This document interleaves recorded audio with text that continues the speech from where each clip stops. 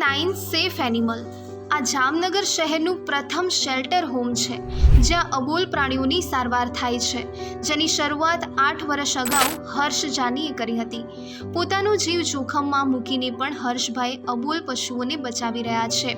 મારું સંપૂર્ણ જીવન અબોલ જીવોની પીડા દૂર કરવા માટે મેં સમર્પિત કરી દીધું છે. હું હાલમાં K9 સેફ એનિમલ નામનું શેલ્ટર હોમ અને એનિમલ હેલ્પલાઇન ચલાવી રહ્યો છું. જેનો ઉદ્દેશ્ય બની શકે એટલા અબોલ જીવોની પીડા દૂર કરવાનો છે. અહીં ગંભીર રીતે ઘાયલ પ્રાણીઓની સારવાર, રહેવાની સુવિધા અને દરરોજ 60થી વધુ પશુઓને ભોજન જેવા સેવા કાર્યો કરવામાં આવે છે.